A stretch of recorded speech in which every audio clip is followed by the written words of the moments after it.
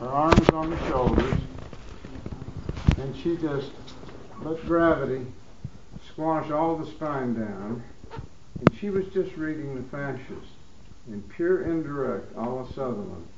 If the fascias wanted to tug right, she'd take it to the right. And it started out slowly, and then she would just follow it wherever it wanted to go, maybe forward, now maybe to the left, and she seemed to speed up as the fascias began to unwind, and I'd never seen anything like this in my life. I didn't really know what she was doing, and when we got done, we came to the back, and that S-curve scoliosis was as straight as it could be. And John Berry, who was a multi-generational osteopathic brat like me, was standing right next to me, and he said, "I'm not going to tell anybody what I just saw." He was spooked.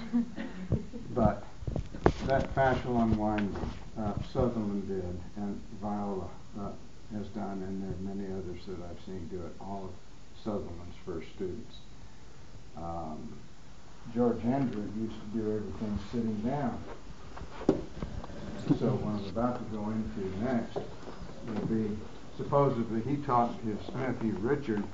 Richard did him standing up, whereas George Andrew, he had a grade 1 spondylo. He hated to be weight bearing when he didn't have to. He would put his forehead in about the lumbar junction. So he's palpating with his forehead, his hands on the shoulders. He's putting force vectors in with his hands. He may be reading 3 segments below his contact. I'm still learning how to project down, my attention down or up from the contact. And he would do everything from this position. And when he got done, I said, I've been treated all my life. I'd never experienced anything. I said, "Where did you learn to treat like that, George?" And he said, "I went to study with Dr. Sutherland." Didn't say where, didn't say when.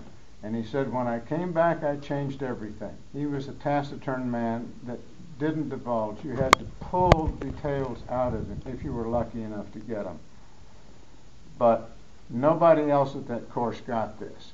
So Sutherland, knowing that this was the grandson of his old teacher, called him, pulled him aside and said, "Son, let me show you how your granddad used to do this." This was private one-on-one teaching that only George Andrew got out of that first cranial course.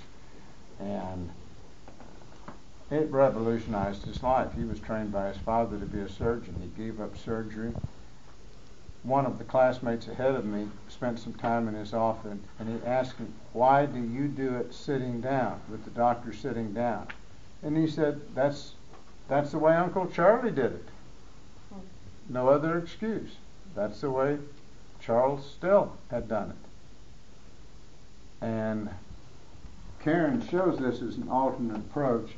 My guess is I don't see her doing it that way. It does take some time to learn to project from this point, this fixed point, downward or upward 2 or 3 segments. But, I just figured George was lazy. Later I discovered he had a grade 1 spondylo. That's why he was glad to give up surgery. Standing at the operating table killed him.